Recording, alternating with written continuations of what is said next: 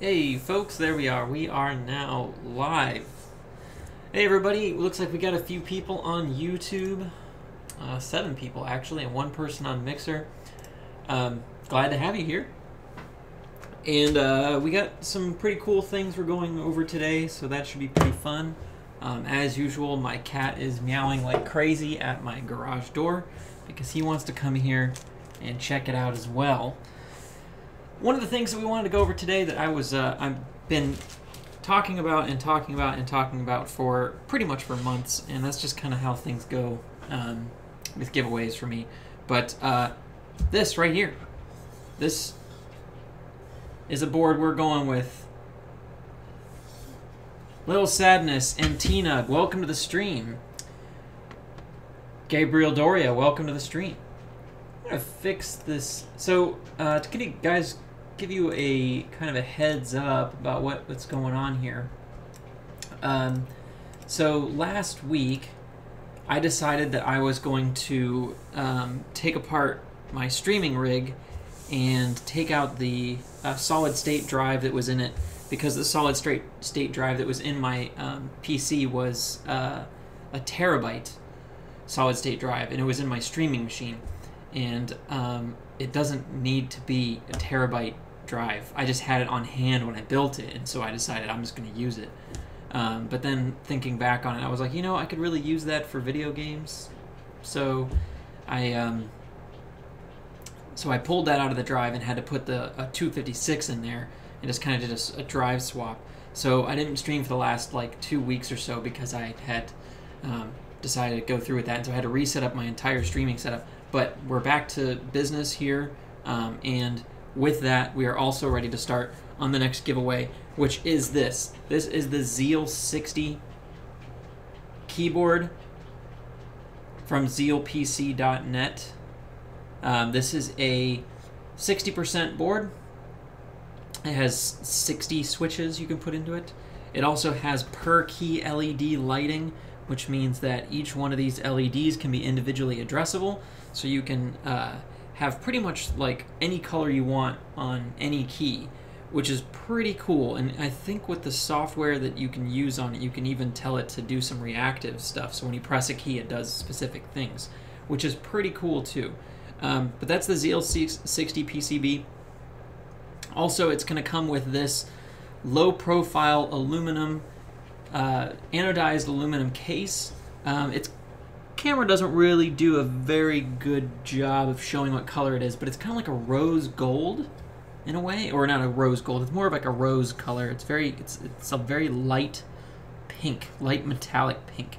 So we're going to be giving that away too. So you're going to have the Zeal60 PCB and this this board, or sorry, this case here, which is a low profile 60% case, and we're also going to be including these 2 GON aluminum feet. So GON is one of the people that makes boards. He's a Korean individual, and he makes PCBs and stuff, but he also designed these feet. So it's coming with these feet, which go right here, and so when you put the board down, it has like an angle, like a tilt angle to it. So that's pretty cool. Dr. Doom Apple, welcome to the stream. Glad you're here. So for those of you who might be new to my stream, which I doubt there are very many people who are new to my stream today, but for those of you who are new to my stream, we have an international stream. We got a lot of people from different countries. Occasionally with individual, his name is Chokin, I'm not really sure. But he lives in Japan, and I believe he's from either Australia or New Zealand. I can't remember.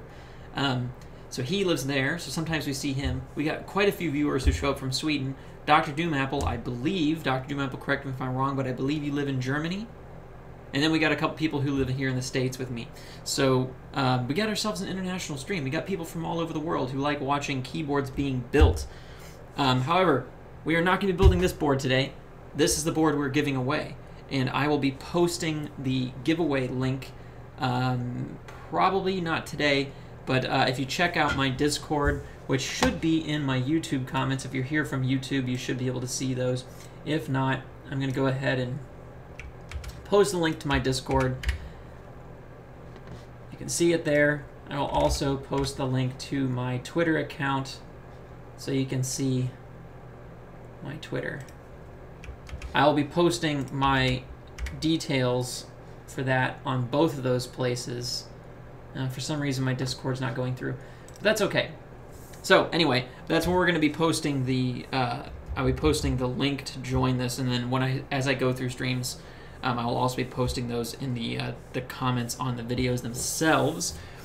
So the cool thing about this board is it is a 60% board, which are really popular these days, and it comes with this aluminum case, and that's like a big deal, guys. This is a big deal. So this case and the feet come from oneupkeyboards.com. You guys hear me talk about them all the time. Some people have said that I am a shill for them. I'm not really a shill. I just really like their stuff. And you know, the guy who owns oneupkeyboards.com, Ski with Pete, he kind of got me into this hobby. So, you know, he's a cool guy. He's got some cool stuff coming out too. He's got this new 60% board with like hot swap sockets in it, which is pretty cool. Hot swap sockets are like the new thing, right? It lets you change out switches without having to desolder everything, which is a big deal. This one will need to be soldered. So I have a poll going on. Let me see what that poll looks like, because I have a poll going on right now because of the let me find it. Man, I always get lost trying to find documents and stuff. But I have a poll going on because I was thinking that I might... Oh, it's Google Forms, that's right. So I might decide to solder this board before I send it to whoever it goes to. And the reason why I'm thinking about doing that is originally the idea was this is it's not going to come with keycaps, or it's not keycaps, but not going to come with switches. But then I decided, you know, some people don't know how to solder. And so I was thinking to myself, maybe I should solder this board before I send it out, so that people who don't know how to solder don't feel like they're kind of stuck trying to figure out how to do this stuff. So that was just something I was thinking about. I'm not really sure if I'm going to do it or not. It's been... Looks like we've got... Most people are saying to give away the board with unsoldered and no switches. Yeah, it looks like that's like winning at this point. With 57% of the vote saying that they want it to be unsoldered with no switches. So I will post that poll here in a second so you guys can take a look at it.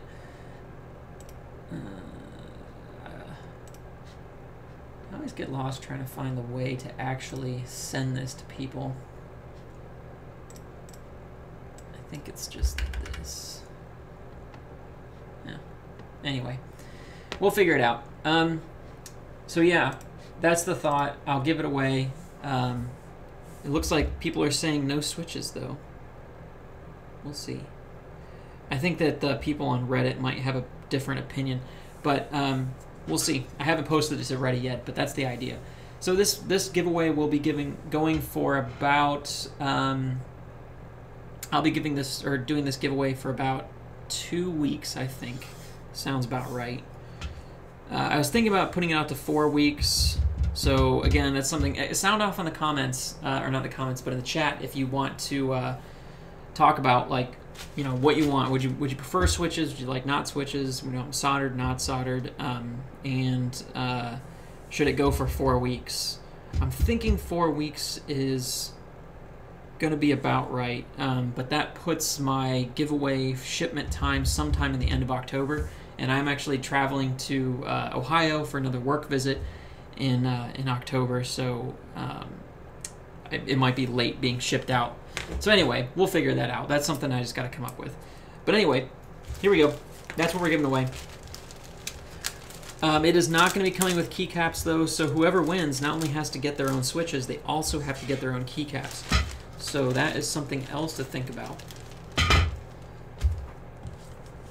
T-Nug says switches would be awesome, but I love soldering and lubing myself. Yeah, that's kind of what I figured. Was I think most people are most people that are in my channel kind of know what they're doing, and or not kind of, but definitely know what they're doing, and want to do those things themselves. So that's a possibility. Yeah, let me think about that. So one of the things I also thought about doing, and I think I will end up doing, but it'll be like a stretch goal, depending on how many people join the giveaway, was I have one of those PMK Pimp My Keyboard. So a PMK grab bag from like last year, and it came with all of these DSA keycaps. So I was thinking, if the giveaway gets enough attention, I'll also throw in basically a bunch of random keycaps so you can choose, you know, what you want to put on your board. And the great thing about DSA is that it's all uniform profile.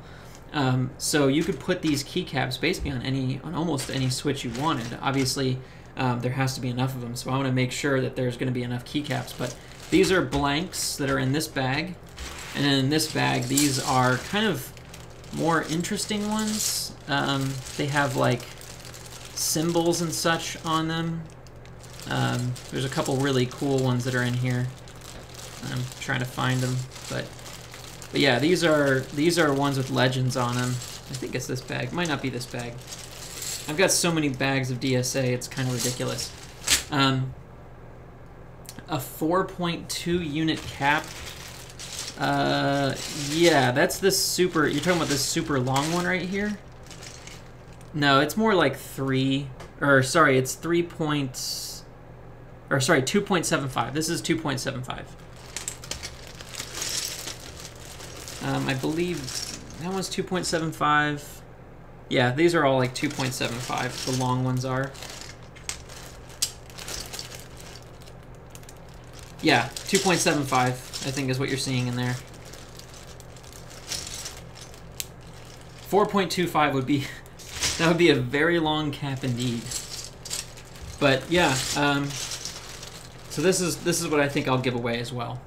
So that way, whoever does win it, I'm never going to use these, so they might like them. Who knows?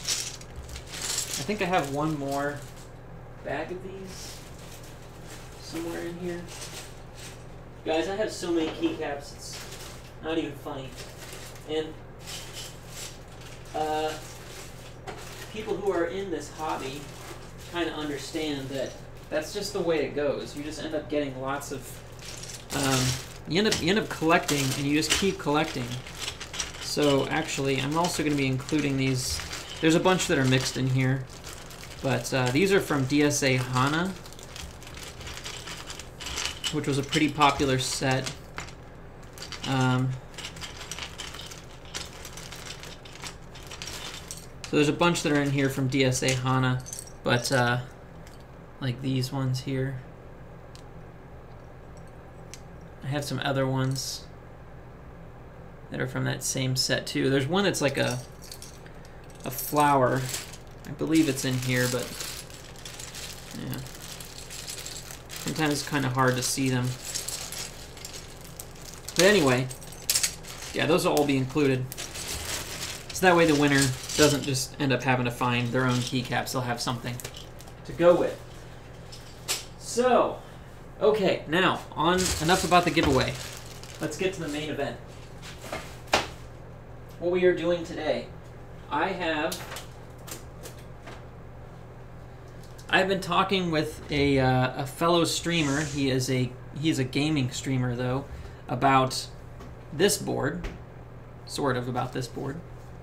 So he's a retro streamer. His name is Young Retro. Actually, you know what? Let me get his details so you guys can take a look at his stream, because he's pretty cool. I like him. I think he's really funny. He mostly plays like retro games, like Nintendo games, Super Nintendo games, that kind of thing. So I recommend you check out his stream. He's a pretty fun dude. But yeah, I recommend you check out his stream. But he is interested in getting a mechanical keyboard. So after some discussion and kind of some not negotiation, but just kind of discussing things and figuring out what he wanted to go with, I decided, you know what? I have this board that I built when I was first getting into mechanical keyboards. This is a GON NerD TKL PCB. This is from oneupkeyboards.com. It comes with the glass fiber middle here. It's a sandwich case, as you can tell, and then a steel plate, which I painted with the Future War Cult logo from Bungie's Destiny and Destiny 2. So that's the Future War Cult. This was the Future War Cult board. So yeah, I made this board. It's like the second board that I ever built, I think. The first one was a clicky. It was the same thing. It was a TKL. It was a GON NerD TKL. But I don't use it. So yeah, I'm going to be selling this to him. So he wants different switches though. So what we're going to be doing today is we're going to be desoldering the switches that are currently on here. And then I have switches that are on order right now that'll be coming in. I'm going to be using the Kyle H. Well, they're from Novel Keys, but they're the Kyle H. Heavy. What are they? I gotta find them again. They're Kyle H Pro Heavy. Kyle H Pro Heavy Berry, I believe. Kyle H Pro Heavy Berry. Yeah, that's the one. So these are linear switches, because he really likes linears. So that's what we're going with. I'm going to be using these switches on it. I'm pretty much just a tactile dude. I really love tactile switches, but I have recently got into linears. I think that a lubed linear, like a fully lubed linear, is an amazing switch. I really, really like it. So that's what we're going to be hooking them up with. And I'm pretty stoked about it. So without further ado, let's go ahead and get started on this. We have to... I'm going to have to remove the top plate as well, or the middle. I'm going to remove this middle. There we go. So they get attached with a... these screws are like an Allen wrench screw. So you got to kind of like... Problem with these sometimes is the... you start to unscrew it, and then it's actually like the little spacer in the middle starts to turn as well, and then you can't unscrew them at all, which is really annoying. But the spacers actually fit in there pretty tight, so it shouldn't be too hard. And this board is like 2 years old. I think I bought this 2 years ago. Right when I first started the hobby in 2016. So I'm pretty sure that it's 2 years old. Actually, let's check that out. How old is this board? When did I buy this?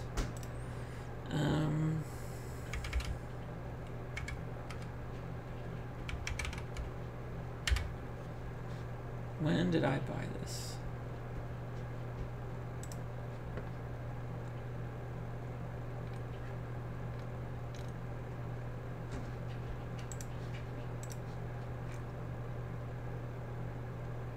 Actually, no, this one I bought in 2017, so it's only been a year. Wow. Only a little over a year have I been into this hobby. That's pretty wild. Yeah, the first order I made from One Up Keyboards was on the 29th. Was March 29th. And then I bought another board like right after that, basically.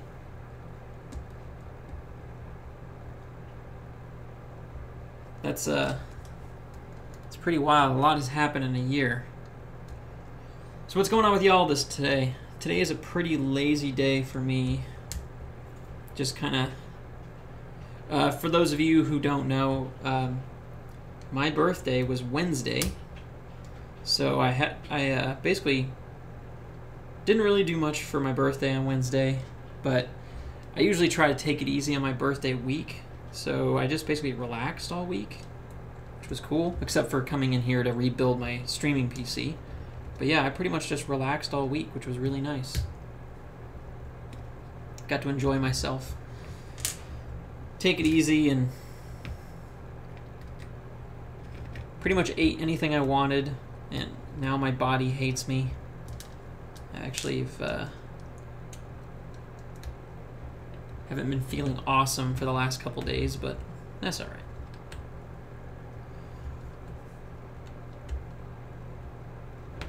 Thanks, T-Nug. Yeah, it's a kind of a boring week, but I'm a software developer and project manager for my company, and so we're in the middle of a major product release. So it'll come out, I think that, well, that product is almost ready. It's almost ready for release, and that comes out in October, which is why I'm going to Ohio in October. And it's going to be, so it's basically the project is heating up, so I'm like been super busy, and this week was a really important week, this week and next. So I haven't really been able to take any time off for a while, and neither has my boss. My boss has been working like crazy, so he and I are both trying to find a good week when we can step away from the project for a little time and totally relax. But luckily I've been able to work from home this whole week, so that's been nice. Made things a little bit easier. Alright, so now the fiberglass middle has been removed. Gotta put all these screws in my parts bin.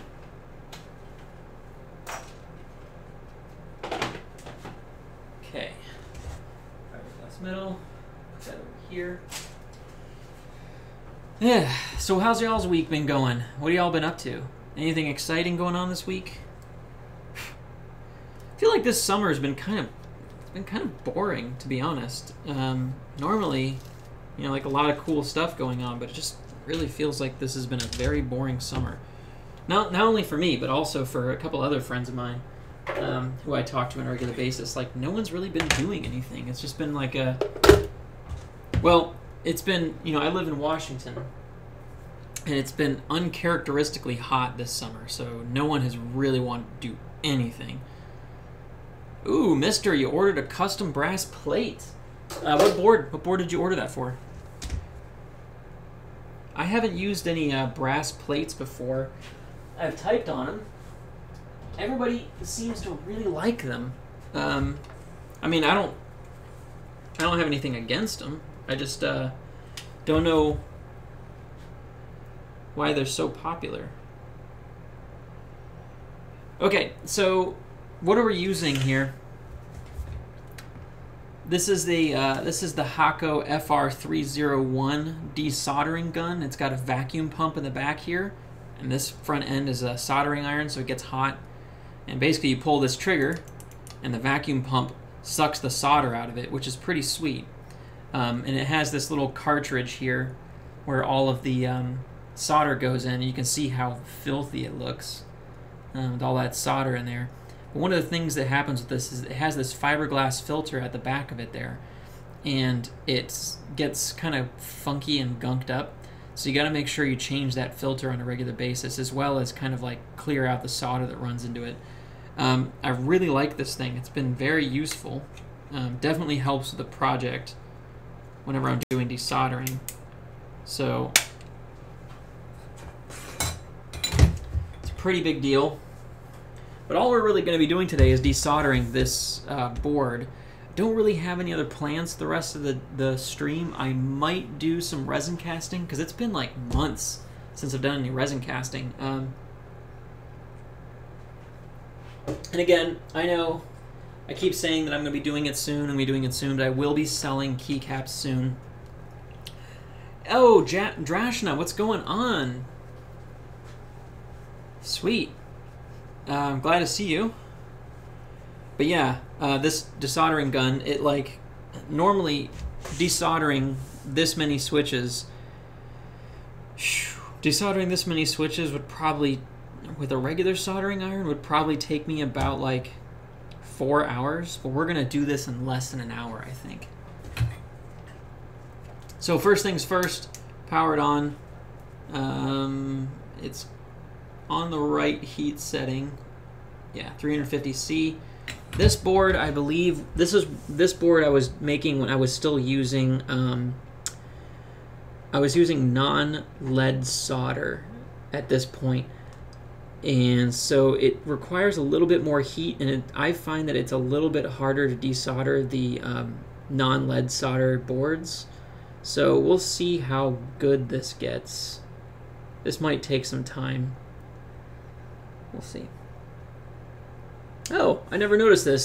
So the GON NerD TKL, this board doesn't use QMK. This board uses a special like bootloader that it has. There's like a software package you can use that you can download, and but there is it actually uses an Atmel chip, the Atmel Mega 30, yeah, the Atmel Atmega 32U4, which is what pretty much all the boards that I use these days use, except for the new Prionic.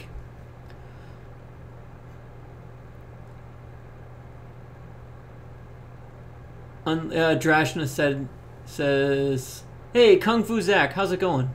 Yeah, Drashna says unleaded solder is a pain in the ass. It totally is. It just requires so much more heat. Alright, we got a fan on. Our desoldering gun is ready. I got my safety glasses on. Guys, safety first. You don't want to get hot solder in your eyeball. Trust me. So that's really all you do. Desoldering. It's pretty quick.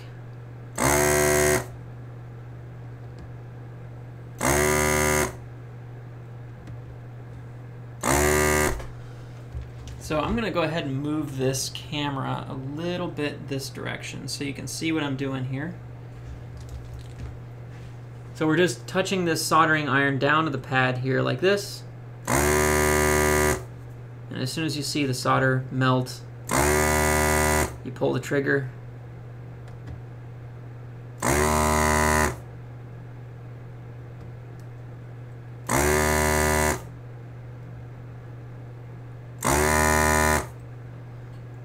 And you can see that see the solder here, where it's like there. Now look at these ones. You can see the solder is no longer there. So that's really all you're doing. You're just kind of melting that, and then the vacuum sucks the solder out. And so now, if I were to go in the front here, I can use these switch removal pliers there, and the switch just comes right out. Mister, these are Zelios 60 or 78 gram Zelios switches, but I think, yeah, these are the ones I did a spring swap on. So they're actually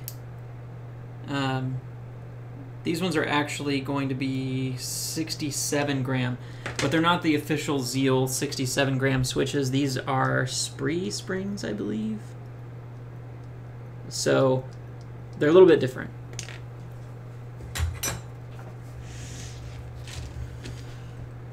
All right, well, let's just go ahead and finish this up. We got quite a while to go on this, so I'm going to rotate the camera again one more time, just so it's a better angle for what I'm doing, because I feel like sometimes the angles I choose, you can't really see what I'm doing. Okay, so one of the other things that I'm doing with this board, with this soldering gun, is I like to tilt the board up. I find that if you keep it flat down like this and you're just bringing it like straight down like that, the vacuum doesn't pull enough of the solder into the little thing here, into the receptacle. And so what ends up happening is the solder kind of stays inside the chamber right here. Common Loot, what is going on, man? Good to see you here, buddy. We're just desoldering this board here. It's not super exciting, but it is fun.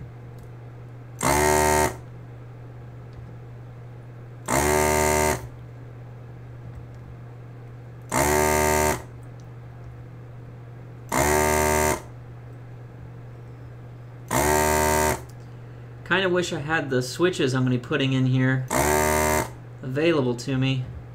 But unfortunately, they will not be here till probably Wednesday or Thursday. So I might do a stream either Wednesday or Thursday of putting those switches in. It really depends. Kind of the guy that I'm building this for, Young Retro. He wants linear switches, and he wants me to paint the plate as well. So I'm actually going to have to wait. Now I think about it. Though I think we're going to just be painting it pretty simple. I think we're going to be painting it a like neon pink spray paint. Tim Brown says, what switches? We're going to be using Kyle H Pro Heavy Linears. So Pro Heavy Berry, which are the linear switches in the Pro Heavy series.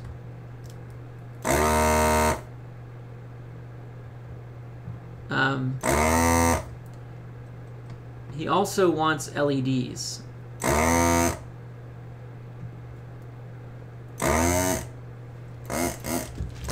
Yep. You can tell now that it has already gotten a little clogged up. So what we do is there's a little plunger that this comes with.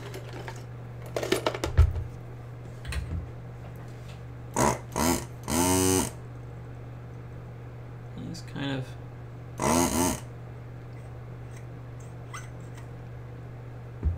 put this little plunger in there. All right, well, now we got to figure out why is it still. Oh yeah, that's why. All kinds of solder plugging this up.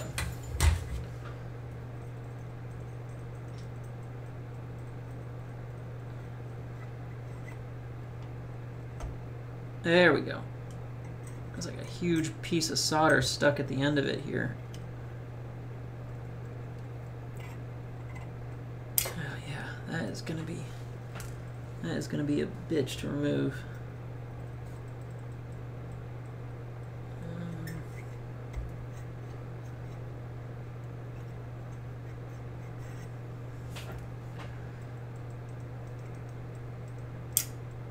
Might need to get a drill for that. Okay, well, got most of it removed.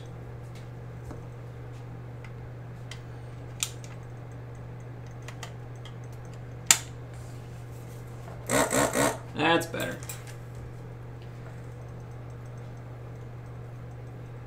Oh, hey, what's up, Tim Brown? Yeah, he says, yeah, I guess you were talking to me earlier. I guess I didn't realize it was you.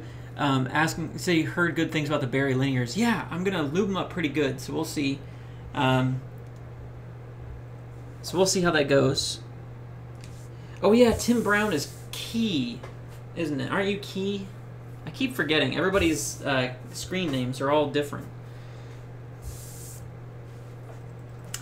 Okay, so here we go. We're almost done with the first row, so you can see like it's a much faster process doing it this way. You know, you got a lot more speed. Now, I don't like that angle at all. My hand gets in the way. All right, let's try maybe this angle. Oh my gosh, all my stuff. I need to get an extension cable for all my USB cables because, man, this is just... Sometimes it just gets ridiculous.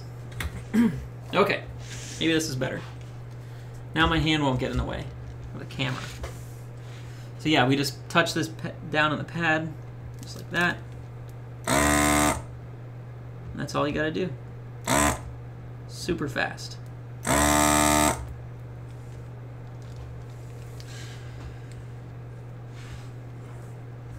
Yeah, and like I said, I like to tilt the board when I do that. I feel like it helps a little bit.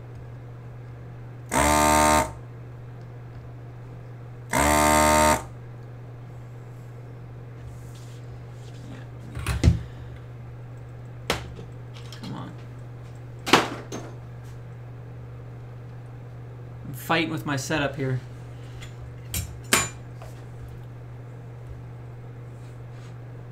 So yeah, the Pro Heavy Berry switches. I'm curious to test them out because they're so much cheaper than Zelios, but they seem like they'd be pretty good. Yeah,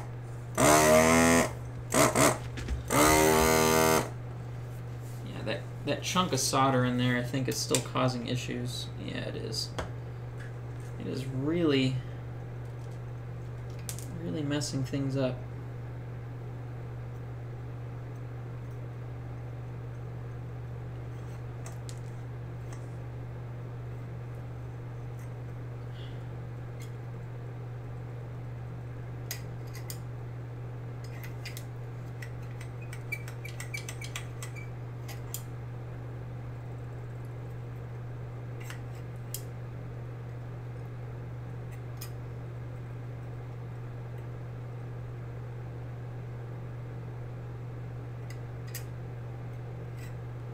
I have to get some kind of cleaning tool in there to get all that out. There's not a ton of it. It's just enough to, like, what ends up happening is that the solder, the melted solder that I'm vacuuming out, gets cool, like it cools as it's kind of going out. Marky Boy 388, how's it going? Cool bit of kit. Yeah, this thing is pretty awesome. This is the Hako FR301 desoldering gun. This thing is amazing. Mister, so if I had any keycaps ruined due to Boxgate, none that were ruined, but I definitely noticed serious stretch marks on my PBT DSA caps as well as my ABS DSA caps. So I had to remove, I desoldered basically every single box switch that I owned because I didn't want to risk it. Those caps are like $300 for some of those sets. I'm not risking that. No way. It's not worth it.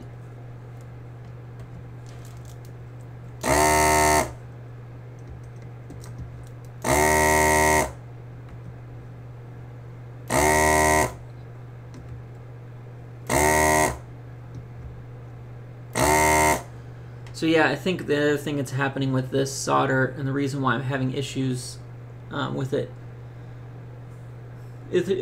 like kind of clogging up a bunch, is that this is unleaded solder, which cools down way faster than regular solder does.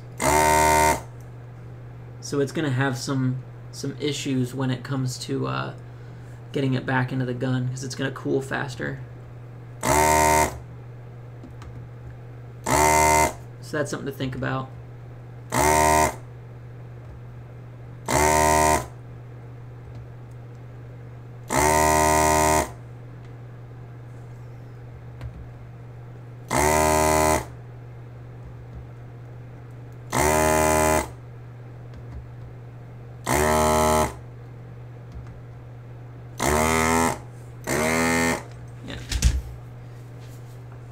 So this cools down way, way faster, so you have to keep cleaning it with this little plunging tool.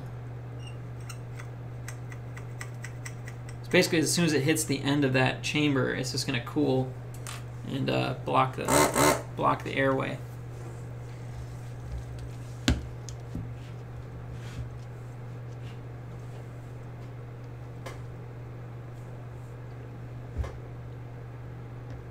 But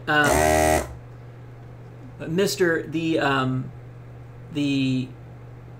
Kyle H Pro Heavies are not box switches. They're actually they're regular, like, MX style sliders, stems or whatever. So they don't have the same issue.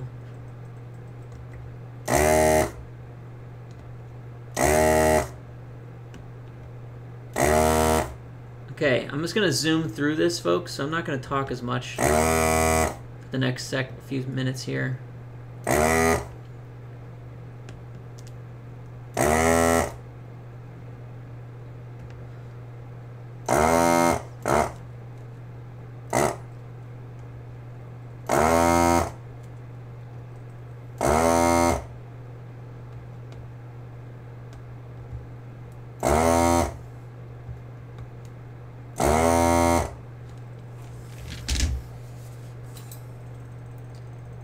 That's 2 rows down. Yeah, I don't like this unleaded solder. Not at all. I don't even use it anymore. This is when I first started. I was using it because it seemed like that was like it was what Ski with Pete. It's what he uses, and I was like, well, I'll try it out. But nah, not liking it. Not liking it.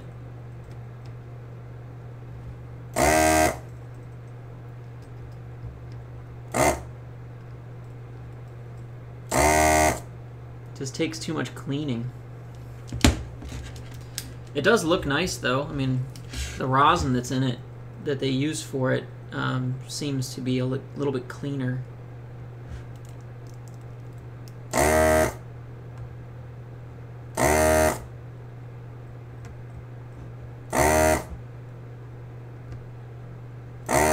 think when I first started doing these boards, I didn't even have that Hakko. I don't think I was using the Hakko soldering iron. I think I was using a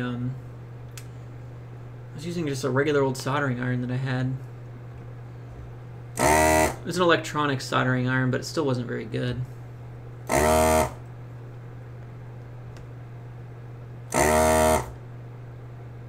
found that some people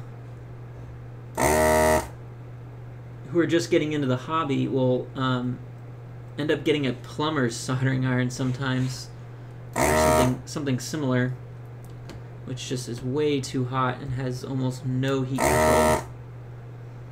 And you're gonna need heat control. Yeah, these two. A couple switches that just don't want to give up their solder. Looks like there might be more than that. Most of these are coming out pretty good though.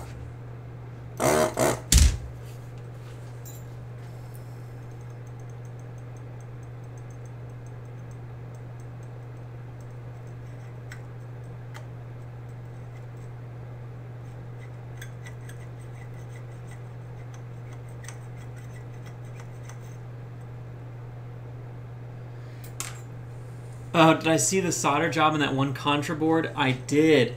Oh my gosh.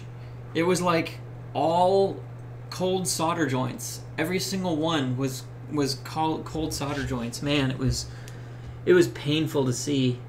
I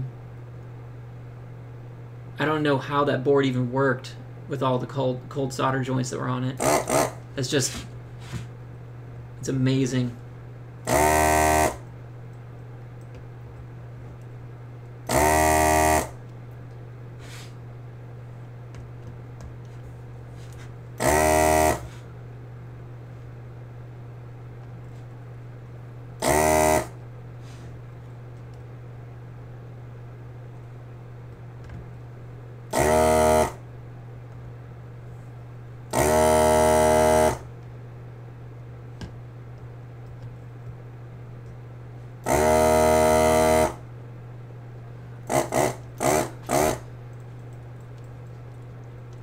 And they wrecked the tip, yeah.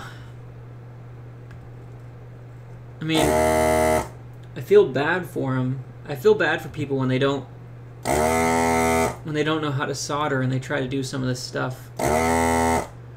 And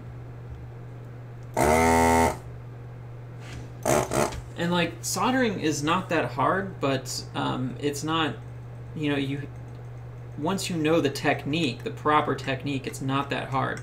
But the problem is that, like, where do you learn the proper technique without practice? And most people just don't practice on it, I guess. And so they end up, you know, botching things. And I mean, I feel bad for them just because of the fact that, like what do you do? You know, once you've ruined it, what do you do? There's no good answer.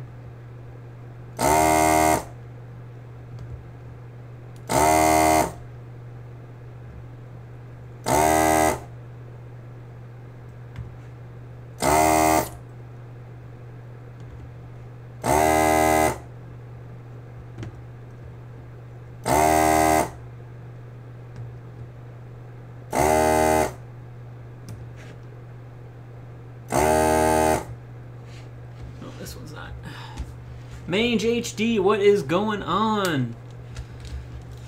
Yeah, I think studying the technique is good. Watching lots of videos on it is like mandatory. You know?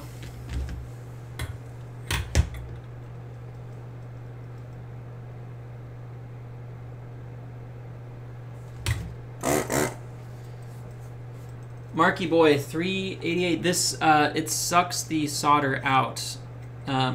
So what it does is, here I'll show you. This is a vacuum pump right here, and then you have your vacuum chamber, and then a soldering tip. So the heat melts the solder, and then when you pull this trigger, the vacuum sucks the solder, the melted solder from this tip, into the chamber. It's a pretty cool little tool. Definitely speeds the process up. Normally, this board, like I would have gotten maybe at this point where I'm at right now after about an hour or so, sometimes longer, depending if you run into issues. Because the old way of doing it, that I used to do it with, was, here I'll show you. The old way of using it was like doing this was with like one of these tools here. This is a solder sucker, and it's got like, you press this tip down, this little thing here, this plunger, and then when you melt it with a separate soldering iron, so you have it like this, you melt the solder with this soldering iron like that, and then you put this tip over it, and you press this little button, and it sucks the solder out. But the problem is that these tips aren't always great, and so the suction isn't always good, which means that you don't always get a good pull. So Marky's asking, so do you reuse the solder? No, you don't reuse the solder.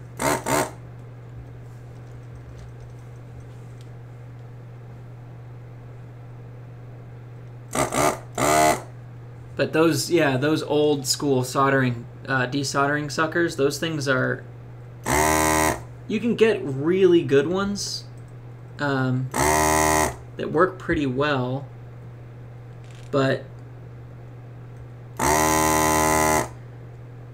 I've been doing a lot of desoldering of switches lately, and it just became worth it. Immediately became worth it.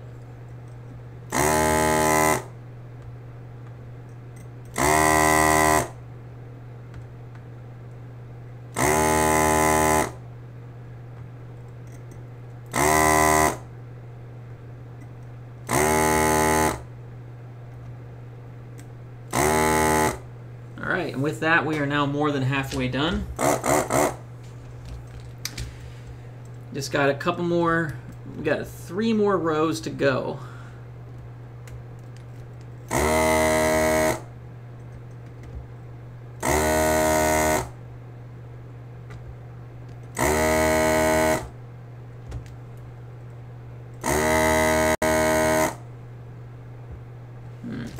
This one is not desoldering. This one here has got, looks like it's got a lot of solder in it. There we go.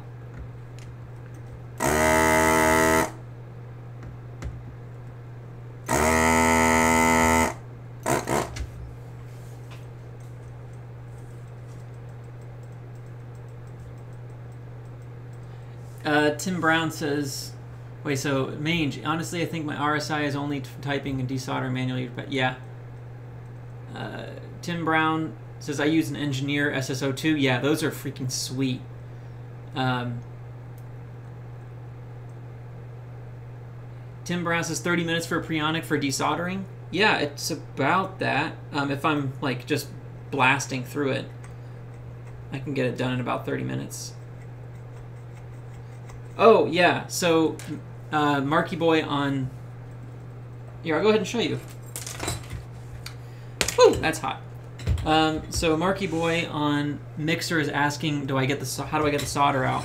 So there's this little chamber, so you pull this back, and this comes out. This is the solder chamber. One second, I'm gonna clean this gun out while I have it popped open.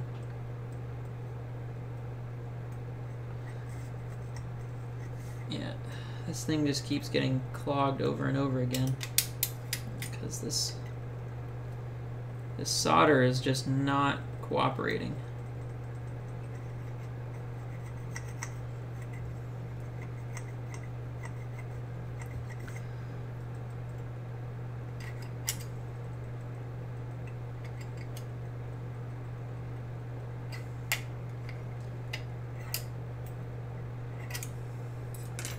I need some kind of like, well, I would use a drill bit or something like that to remove this solder normally, but there's not a good angle for this, so sorry, Marky. I'll show you just a second here. I just really want to get this cleaned out in here. This is really annoying me.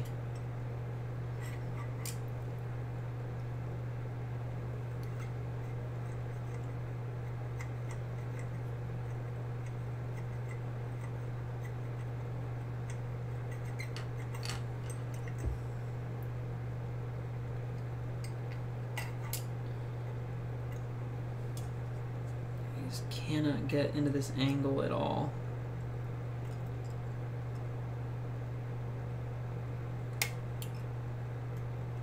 And it's like not really sticking that badly. It's just that when the solder hits that, it's forming this bump in there. It's forming this little lump that's is what's causing the issue. So gotta like get in there and okay, so let me show you that chamber. So this is the chamber where the solder goes into, right here, and you can hear all the little solder bits in there. But what you do is you can remove this back end here, and it has this little, you can see all the solder in there. But this is all dried, all cooled solder, so you just kind of into a trash can.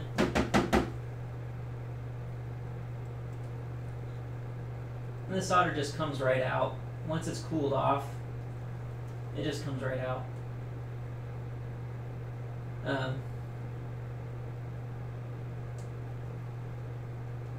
You can kind of go in with, I usually, like after like a day or two of using it, I'll go in with a screwdriver or something, and I go in with a screwdriver and just kind of clean all the inside out. It's pretty easy.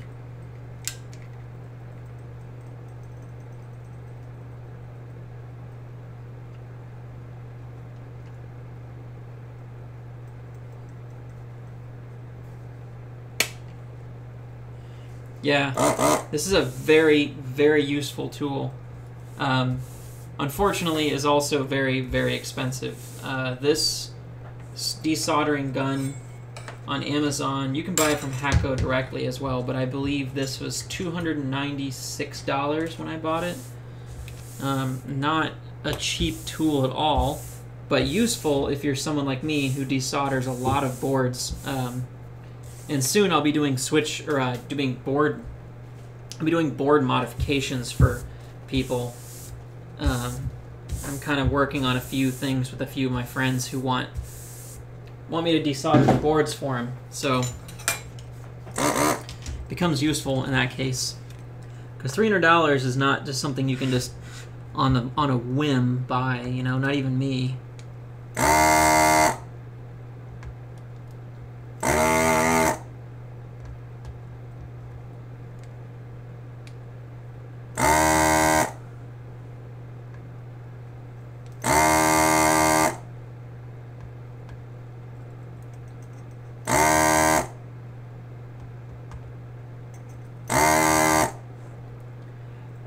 Hey Drashna, did you post that link?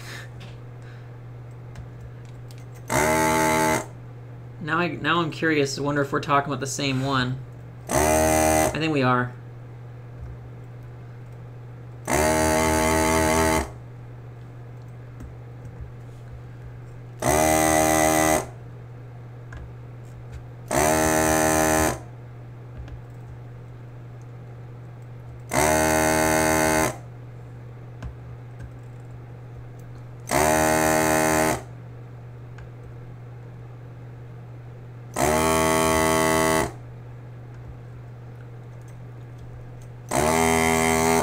Oh, you can't post links. Yeah. I think if you're not a mod, you can't post links into YouTube. I'll find it. I'm sure.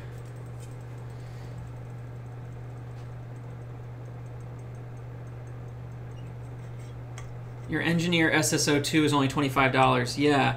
The manual desolder suckers are really cheap.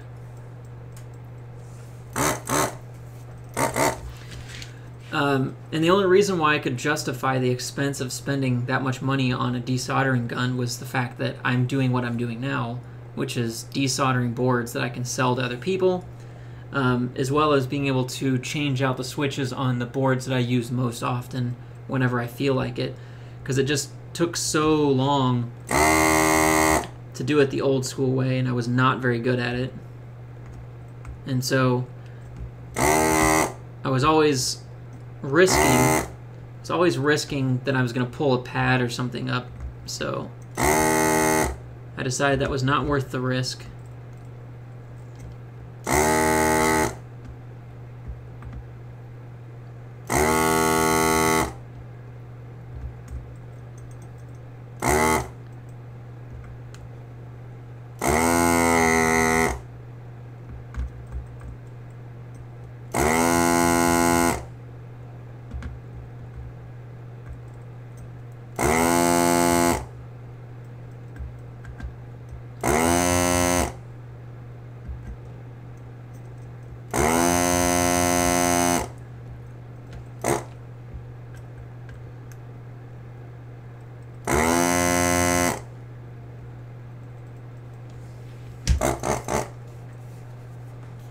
Oh, Dr. Doomapple.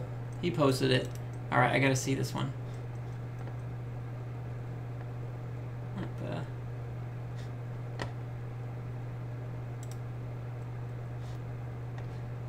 What is that not? Huh. It cut off on mine. Well, let me see if I can find that.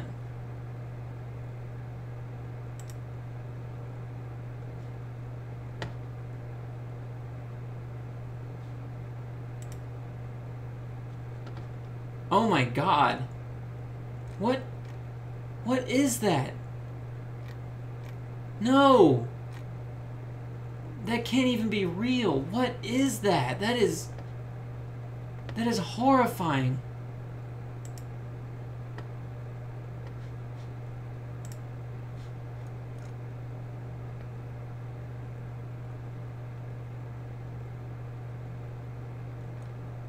No, there's no way.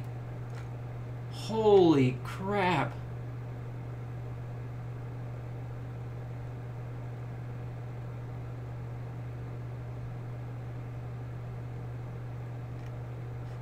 Holy, wow. I'm gonna have to look at that later. That's not even, like, no.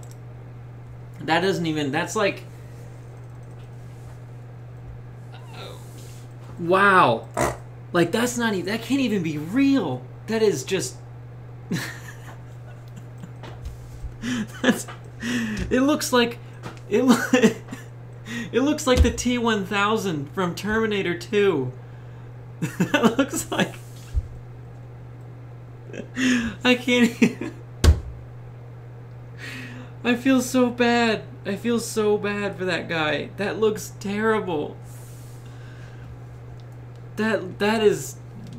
Oh my god. Wow.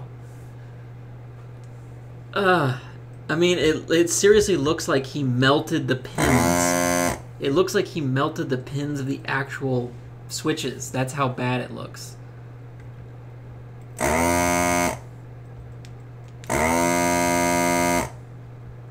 And like, how do you damage the tip of an iron? Like, what do you have to do to wreck the tip of an iron? Some cat hair on there.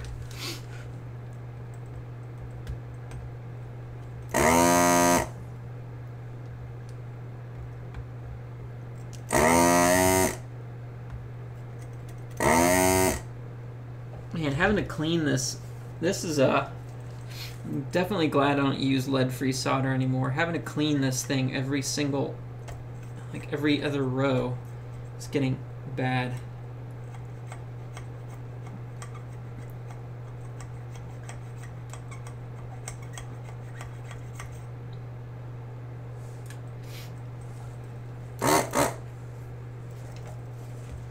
Yeah, but like, how did the...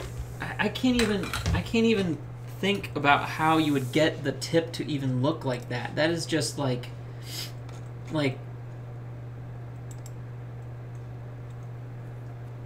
how did you melt? Like, how did the tip get melted? I can't even think of how that would happen. Like, did he have the tip? Did he have the iron up so hot that it melted the tip? Disco Frog, what is going on? Long time no see, man. Long time no see.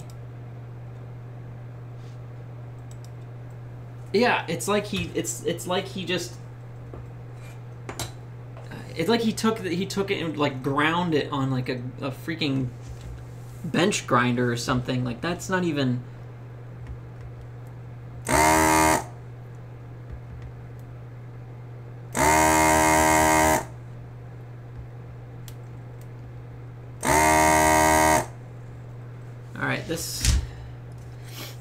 This switch here is giving me some trouble. There's like a little bit of solder on this one side that just will not let go. There it goes.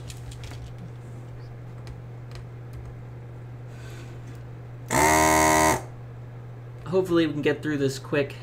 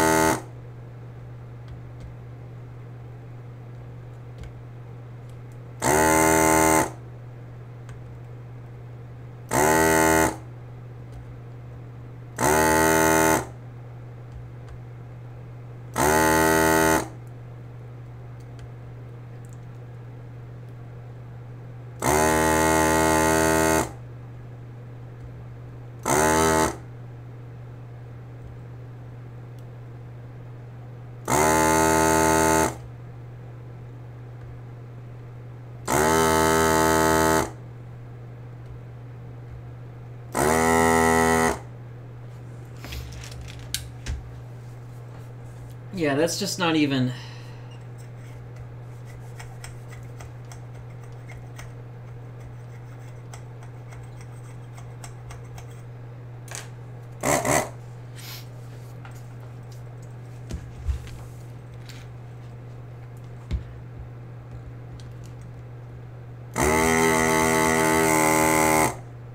Like, I definitely feel bad for the dude.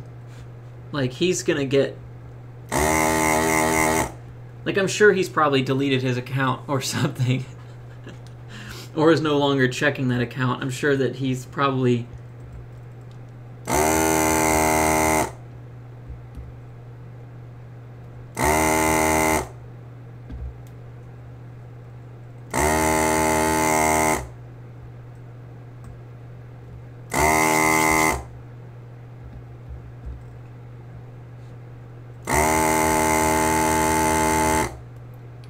just will not let go.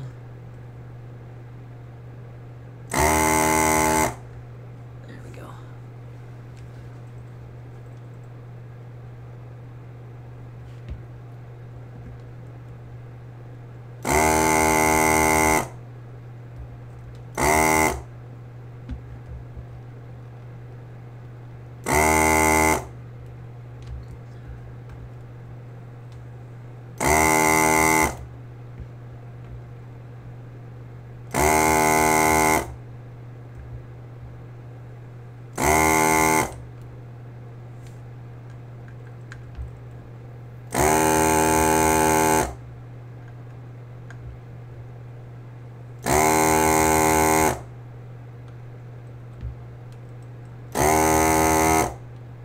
last row.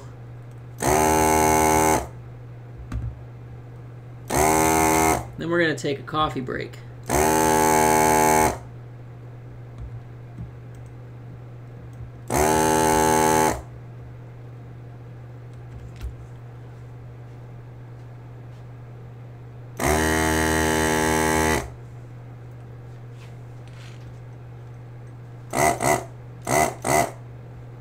Disco Frog says you ordered a resin printer.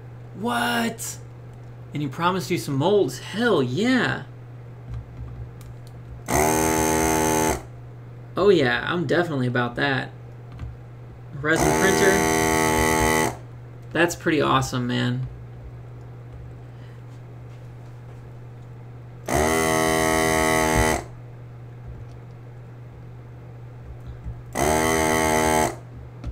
Almost through this.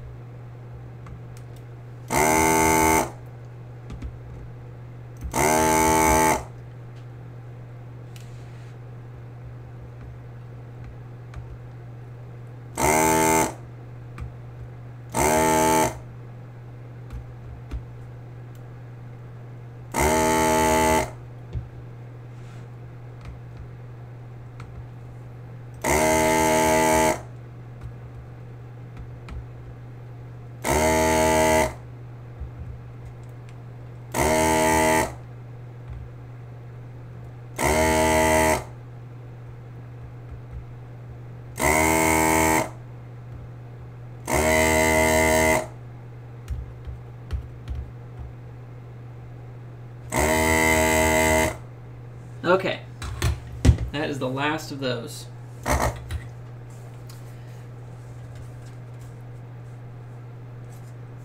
Carlos says, how long till the end? Hey, Dr. Doom Apple, thanks for stopping by. It's nice. It's always nice to see my regulars here on my channel. All right, Mange, thanks for stopping by.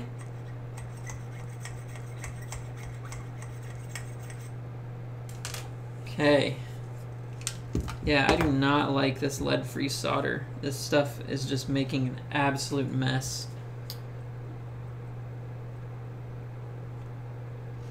Like, I can't even explain what it looks like here, but it's like this weird, it's like forming this weird kind of crust.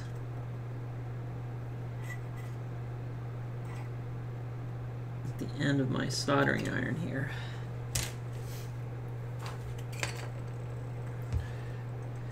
Disco, I haven't made any keycaps in a while, actually. Woo! I was actually talking about that earlier. I haven't really been making any caps. Just for, I don't know, I think it kind of burned out for a little bit. I was making so many for so long that I haven't made any in a while.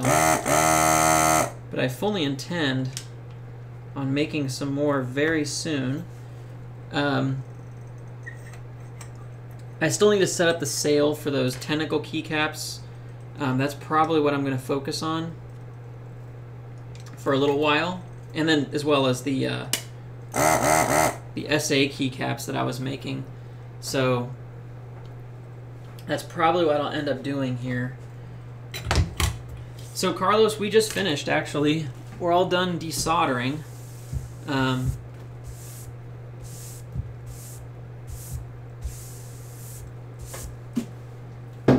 We are all done now.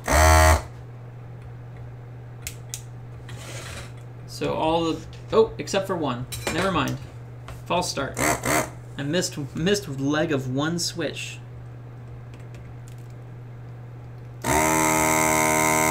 Okay, now we're done.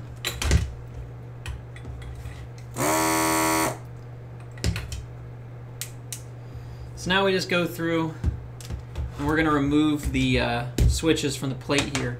But I need to take a quick break and wash my hands, and then I'm going to go. I'm going to drink some coffee. Be right back.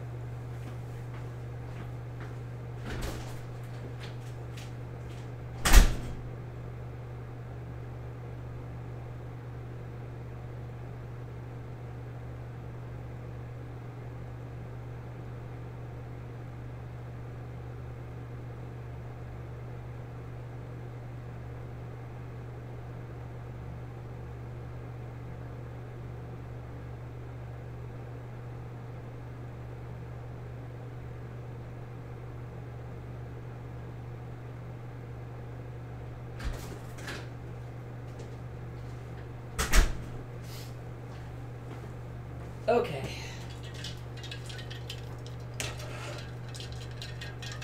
It's a cry break.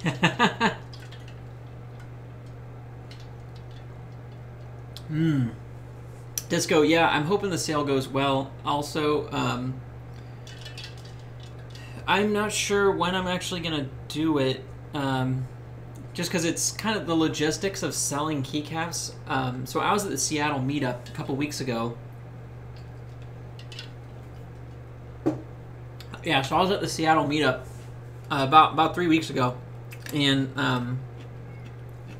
got a chance to talk to a bunch of keycap makers. And one of the things that they kind of all complained about was the logistics of selling keycaps. And honestly, it didn't really encourage me to sell mine. And so I'm not entirely rethinking it, but I'm definitely wondering, you know, if I want to really pursue trying to sell them, you know, that much. I don't know, because I kind of was thinking about maybe grouping up with Pete from One Up Keyboards to sell artisans on his site. That's kind of not what he focuses on. I'm not sure if he'd really be interested in that. So I'm not really sure what I'm going to do. I haven't entirely given up on it. It's like you have to report it for taxes, and there's all these other kind of things that go on with that. And I don't know. I just don't know if I'm really interested in the hassle, especially, you know, if I'm selling a bunch of them, which it looks like. I mean, I've got like 300 keycaps. So let's say the average person only buys one. That means I have to ship out 300 shipping labels, basically. And not really something that I feel like I want to spend my time doing, you know? So I'm not really sure what I'm going to do. I haven't decided.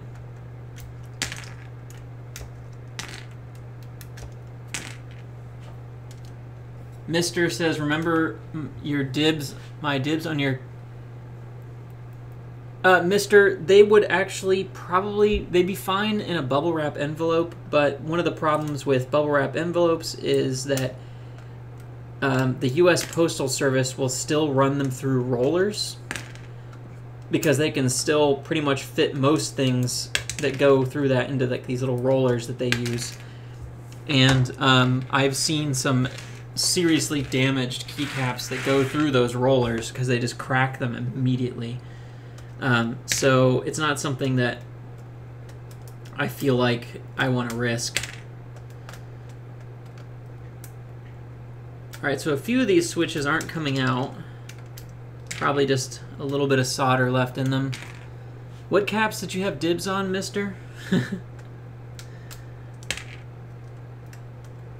I actually, once I get more pictures taken, I'll be posting them on a website so everybody can take a look at them. I don't know how I'm going to sell them yet. Like I said, I haven't decided on that.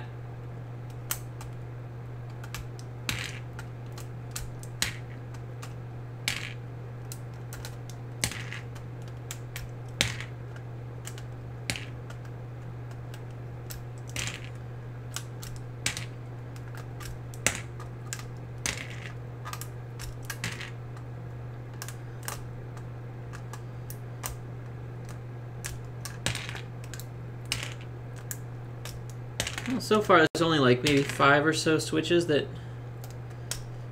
won't come out. It's not too bad. Yeah, send me a picture in Discord.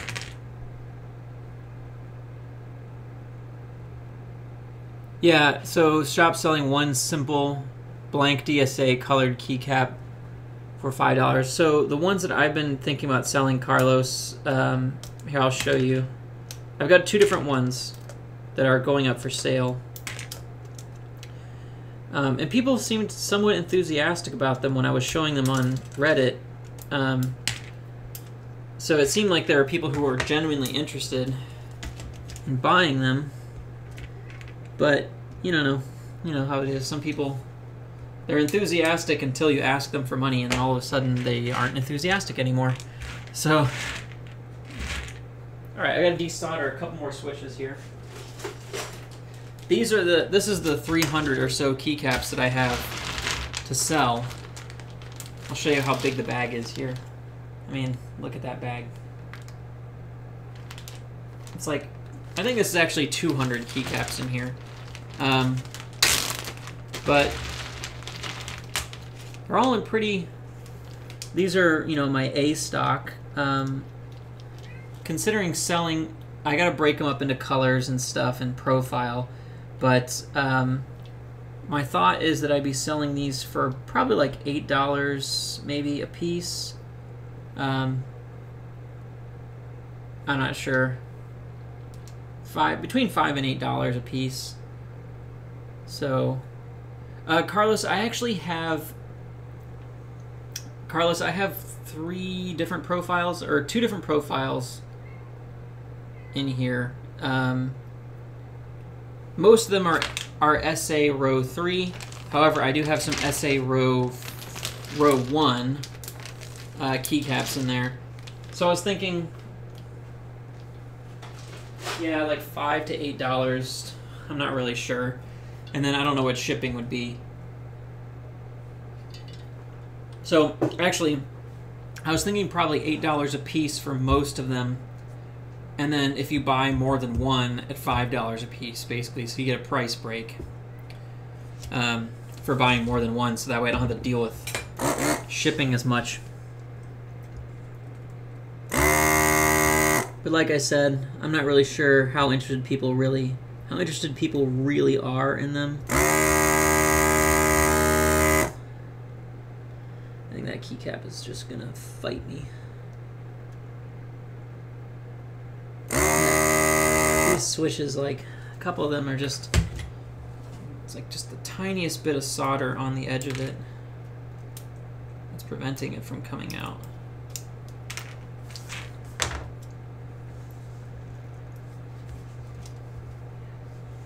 Mister, where are you?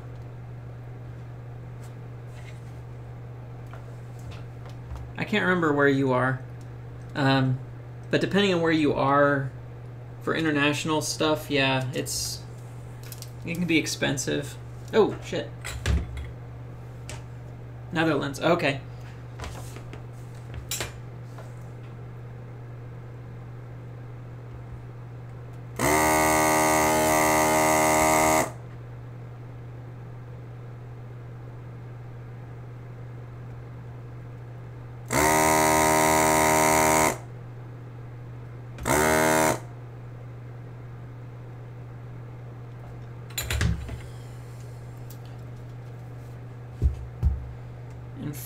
Carlos is in France.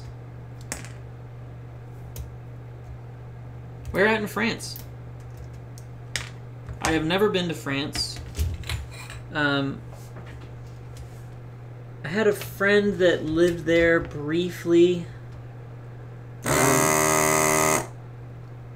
She actually lived in Turkey for for like a bunch of time in college.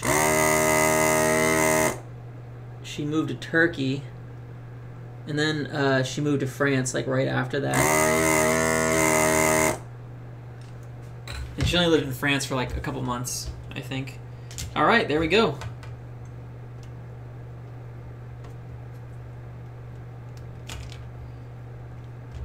Yeah, I can...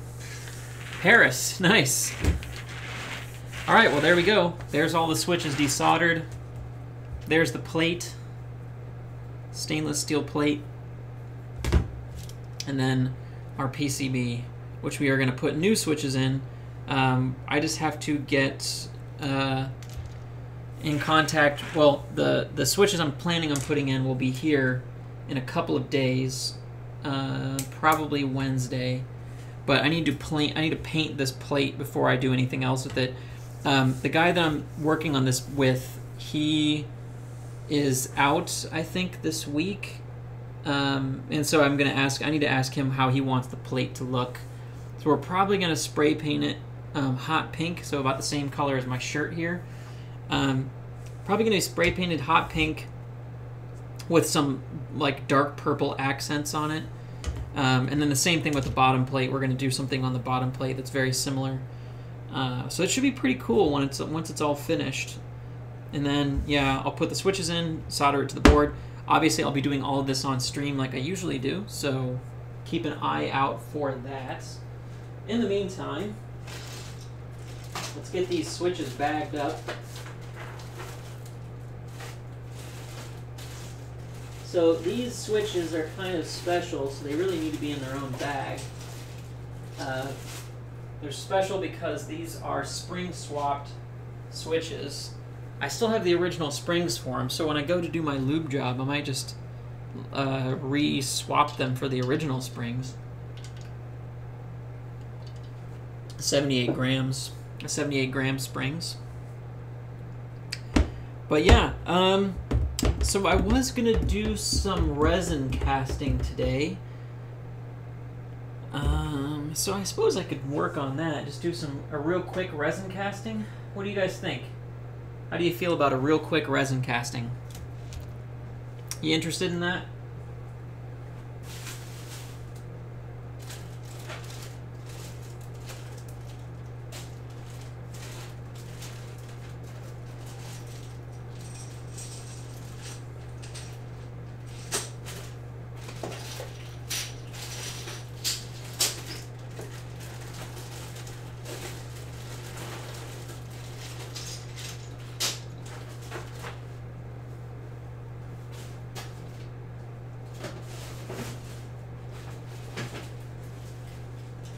Sorry, I'm just looking for a bag to keep these switches in.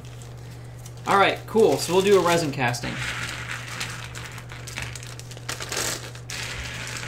And we're going to be casting these guys, which I think I've shown on the stream quite a few times. This is a keycap that I made. This is my tentacle keycap. I'll show you a couple of them in just a second here, what they look like. I've got quite a few that I've made already.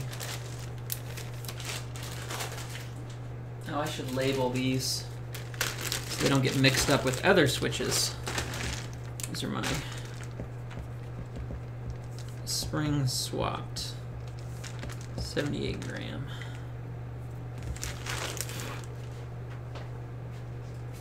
I don't want to mix those up with any other switches I've got, so.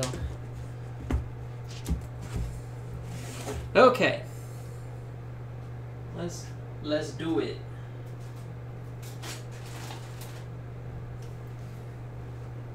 All right, so what I do when I prep for resin casting is a couple things I do. This resin casting is very messy. So, let's make sure I have a clean workspace. And I need some paper.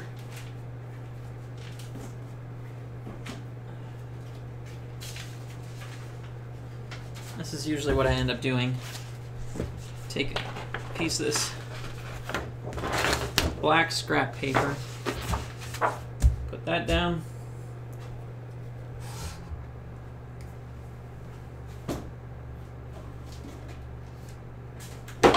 Okay. Here's our resin. We're going to use this resin. We need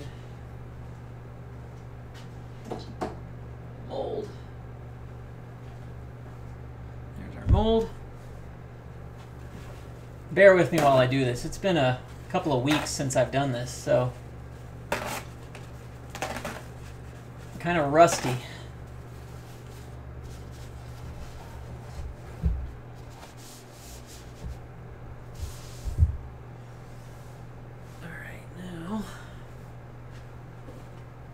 There. And some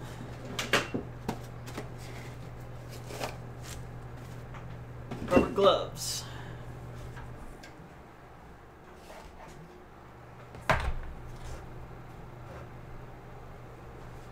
Okay. Last batch that I made was was for the Seattle meetup specifically.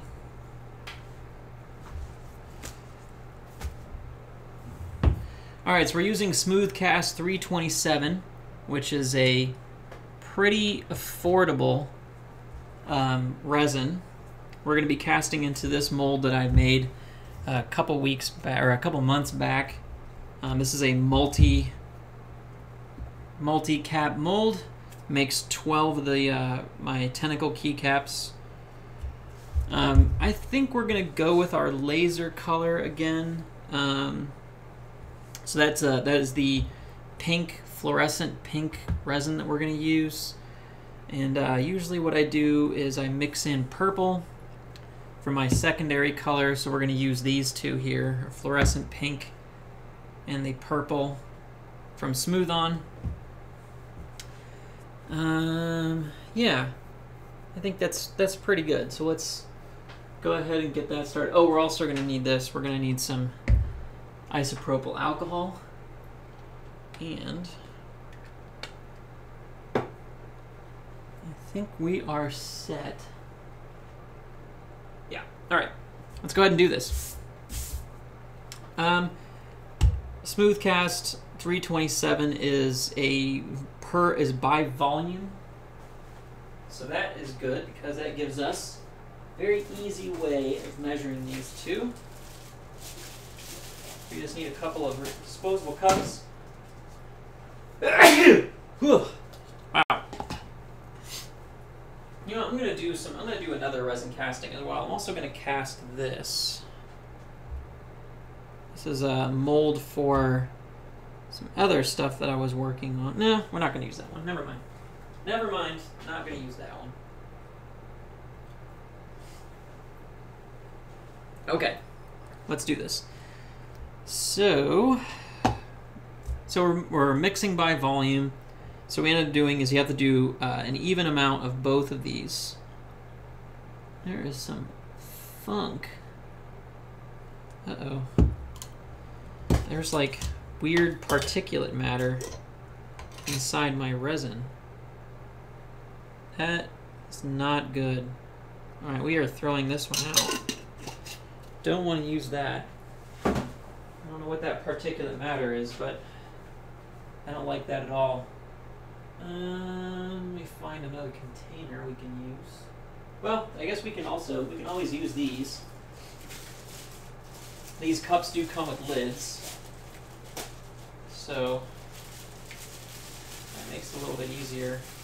One of the problems I have with those ball jars is that they do have a like when I pour from them, like the lip causes some spill issues, and that probably won't happen with these. So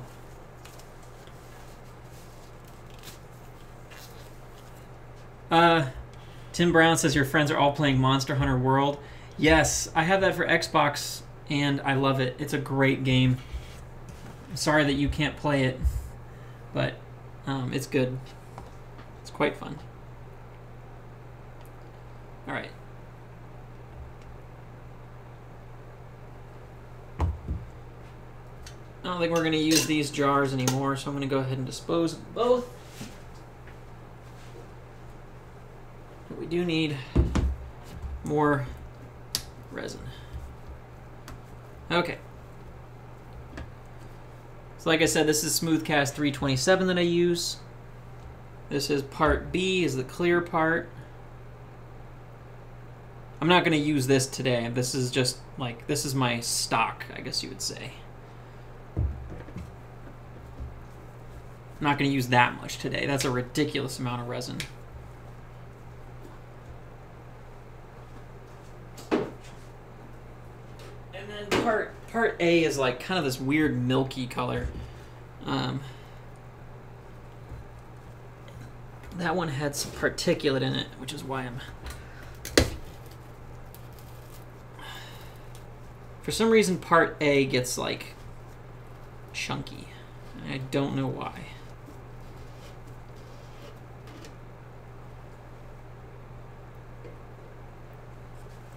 It tends to, like dry, I guess is the best way of describing it. It just tends to dry up. Which is what you saw in that little jar. What I saw in that jar there was that it dried. So...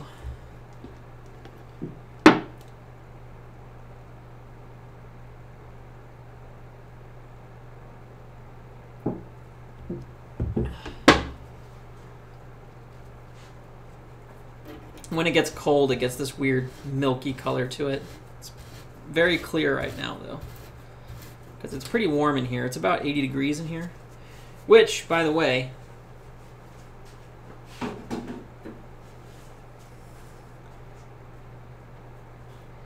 yeah, exactly. Dude, Disco Frog knows my pain.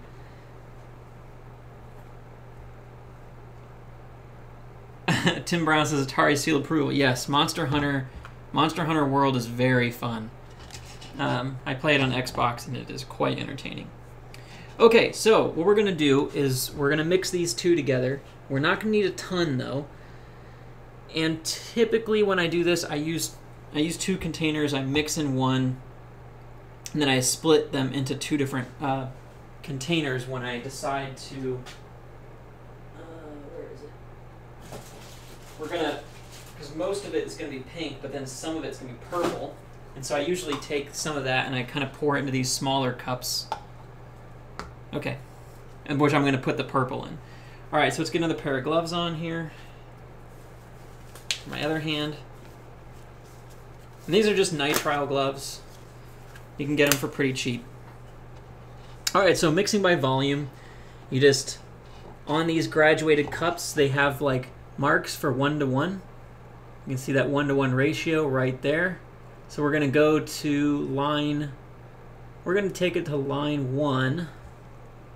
Or no, sorry, we're going to take it to line 2, and then we're going to pour the other half into the other line 2.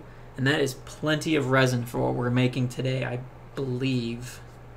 I always get mixed up. I'm always like worried that I'm not making enough resin. Oh, before I do that, let's get our syringes out.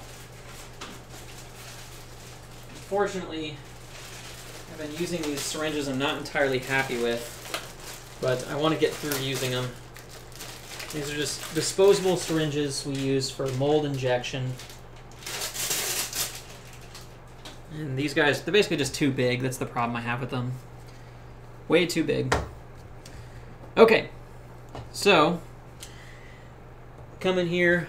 We're going to mix these two together. Oh, typically you want to mix the colors before you do the pressure pot, before you put them into the vacuum chamber. We are not going to do that today. Let me check something real quick, too.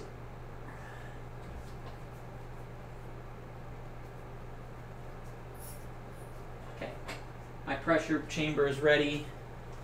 Pressure pot also ready. So I want to make sure everything is prepped before we start going, because once we get this resin mixed, we only got about 10 to 12 minutes before it starts setting, and we don't want it to set while we're in the middle of actually doing stuff. So actually that brings up a good point. Let's make sure that our pink is mixed, because the pink color has a lot of dissolved particulate in it that gives it that fluorescent color. So we want to make sure that it is completely smooth before we start doing this mixing, because that will create some issues if we don't. All right, it is completely smooth. I mixed it just the other day because I almost did some resin casting the other day, but I realized it was late at night And I don't do resin casting late at night because the pressure pot makes a lot of noise. And I like to respect my neighbors. So, let's do this. Taking up to line 2. And then, yeah, I don't know. That might not be enough. Yeah, let's err on the safe side and we'll go to line 3. Yeah, we'll do line 3. So we just kind of slowly pour as slow as you can to get it to the right measurement.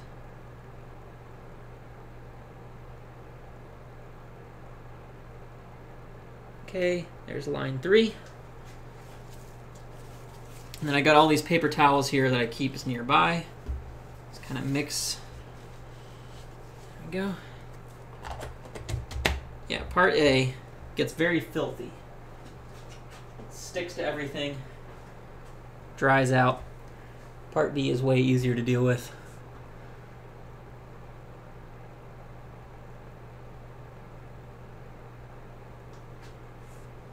Okay, here we go. Line 3.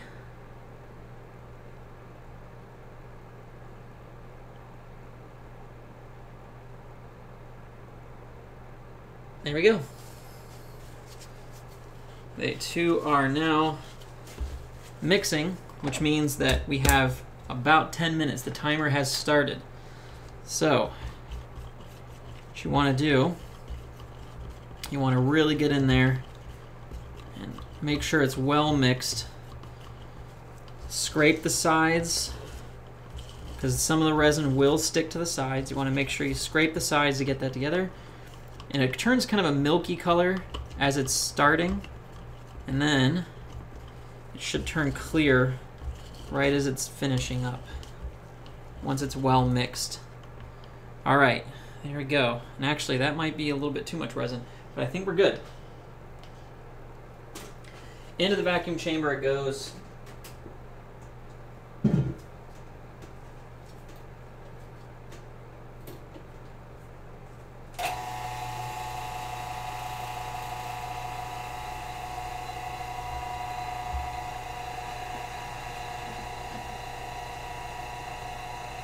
Okay.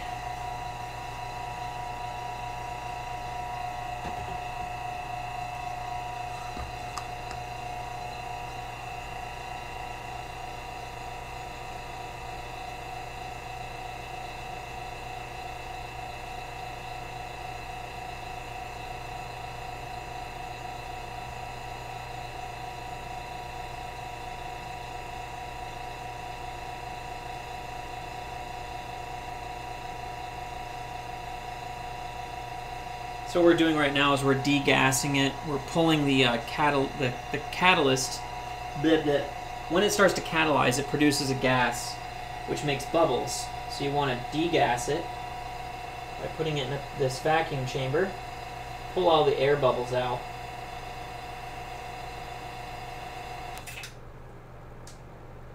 And it doesn't need to sit in there for very long. We're just really trying to get those air bubbles to the top. And then we let the air back in, repressurize. Then we're going to pour some of that into this container for the purple, and then we're going to have a separate container for the pink. And it's going to be glorious, and we're going to love it, and everybody will be happy, I think. To show you what this end product is going to look like, they end up looking like this once we're finished.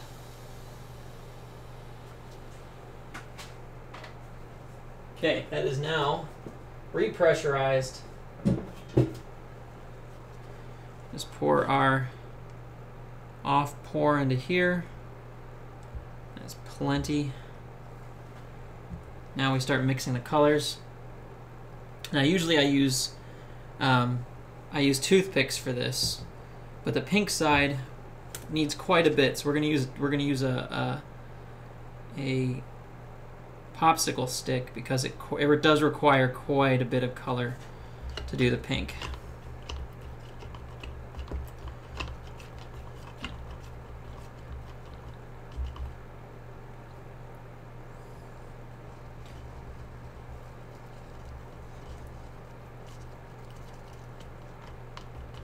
Okay. Need a little more of that pink in there. Because even when it looks like it's very pink, it's not going to be pink once you start casting. So it's better to just be safe, on the safe side. Just make sure it's use more than you think you might. And that looks pretty good, I think. Yeah, I'm gonna use a little more, not much. I'll use.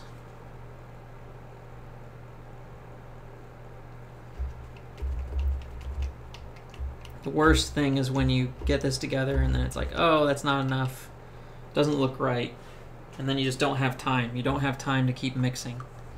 So, there we go. That's our pink. Now we'll go in with the purple. Purple comes with this little dropper, which is really easy.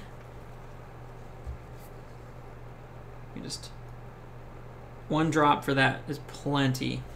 For this purple, that stuff is really dark. And so, one drop makes it almost completely opaque. It's a very strong color.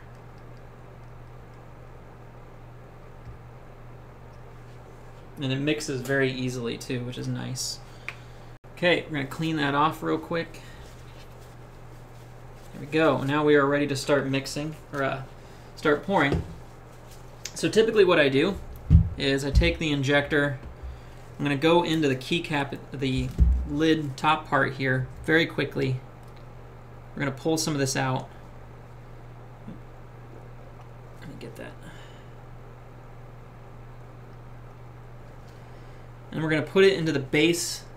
This is where the stem is formed. So we're just going to kind of go in here and we're going to mix. We're going to make sure that it gets some resin into the stem, because if you get the resin into the stem first, tends to produce a cleaner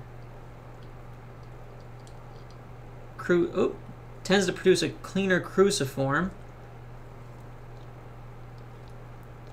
for when we actually go in. And I really don't like this injector. These are not good injectors. I just don't quite do it right. Because otherwise, if you get air bubbles in here, which is what happens usually, you get these air bubbles in the cruciform, and then the stem doesn't form correctly. So I'd like to do it this way. Then we're going to go in here, we're going to add a little bit into some of the tentacle parts.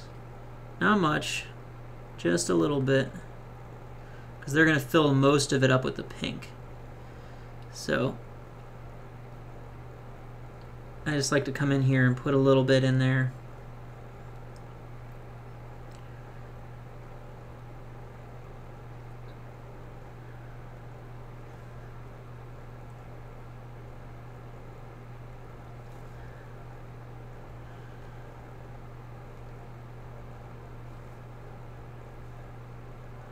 I think I got enough to do a couple more of these. I have a couple other molds that I use with these, so I got plenty of resin.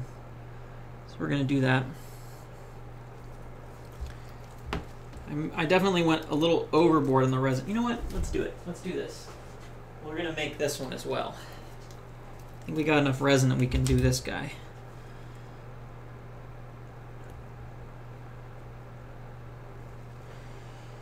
Okay, all of our stems are ready. Now we just pour this in. We're not going to pour too much because we're going to do injection mostly. So we just want to get a little bit in each one of these.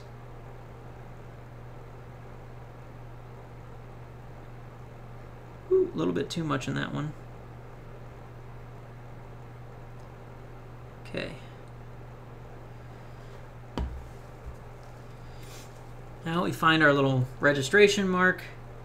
And we flip over, put it in place, and there we go. So now we go in, we're just going to inject into the edges here to make sure that we've got plenty of resin in each one of these. It's a very fast process. You want to be quick about it. It's like I said, the timer is going. we don't have much time before this resin is going to start setting.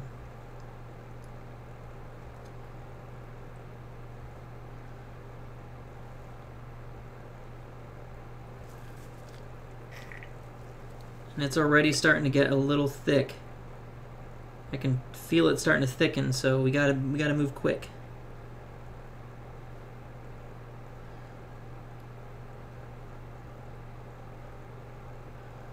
Once it starts doing that, you just don't have much time at all.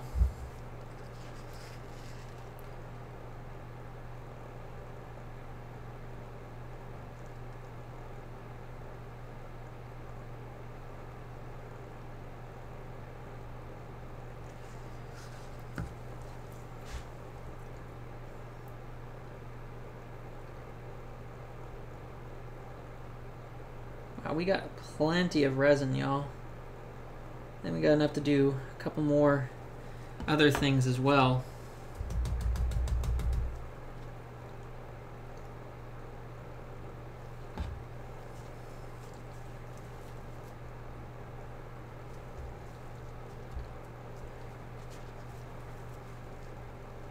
I think we're going to try to do a couple more keycaps.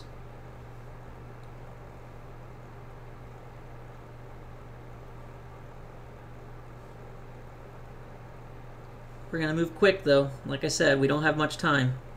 I'm not reading the comments right now just because I don't really, like I said, I don't have any time right now to kind of focus on that.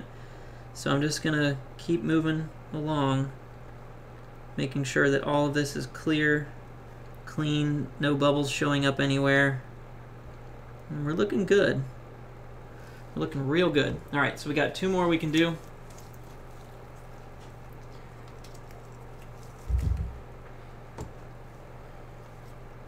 All right.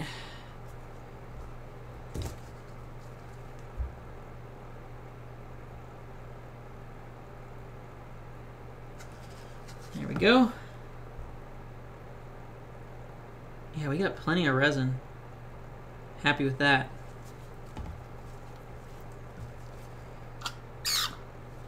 Again, we're going into the stems on this one. Just want to get some of that resin in the stems before we mix this because we don't want any air bubbles in there. Oop. All right. Okay. God, we got enough for other keycaps too. Holy crap. We got plenty of resin.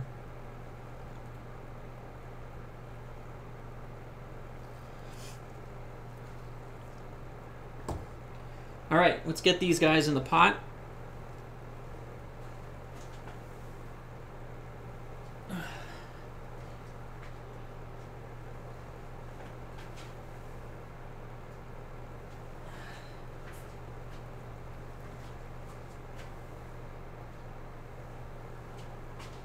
Enough for one more. And I think we are good. I'm just going to make this one a pink one. Solid pink.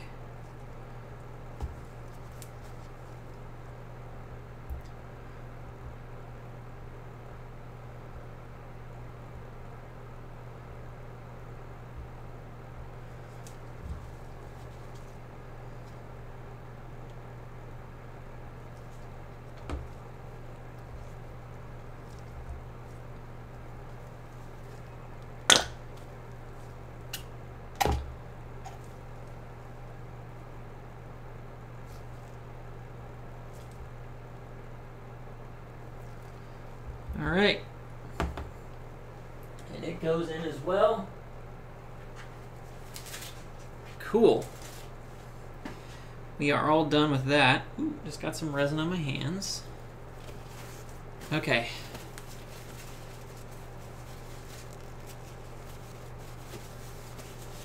All right, I'm gonna mute this because I'm about to turn the pressure pot on.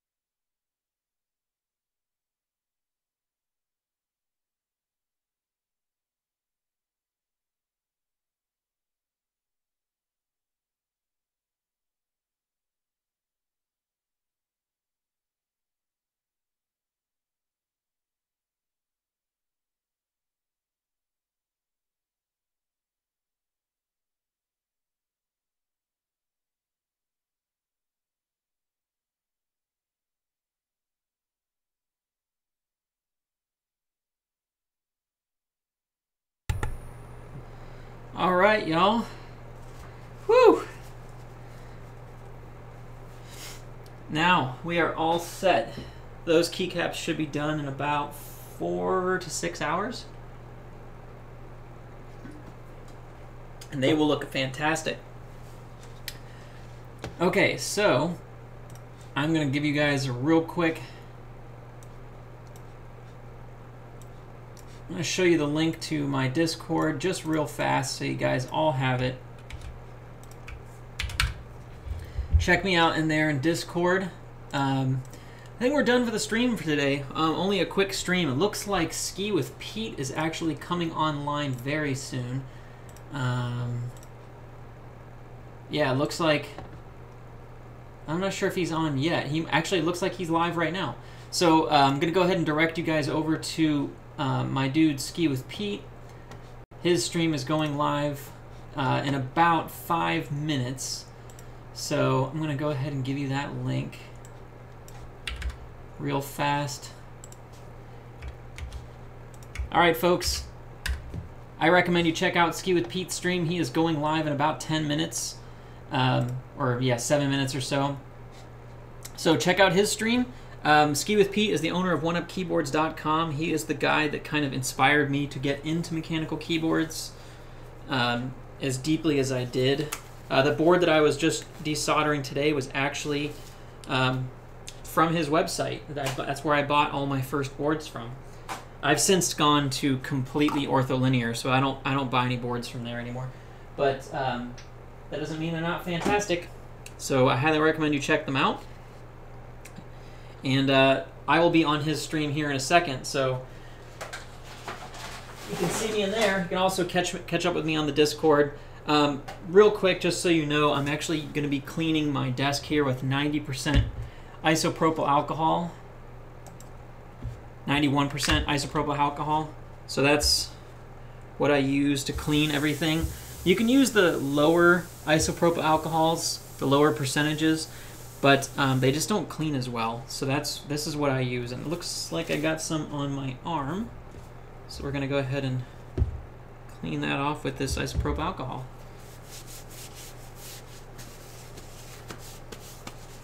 But I will be posting the sales when those go on, those tentacle keycaps go on sale. I'll make sure to post them all over so you guys can see them. They'll be up on Reddit. So keep an eye out there for everything. And thanks again for tuning in. I'm really glad that all of you stopped by. Check out Ski with Pete. He's going live here in a few minutes. All right, have a good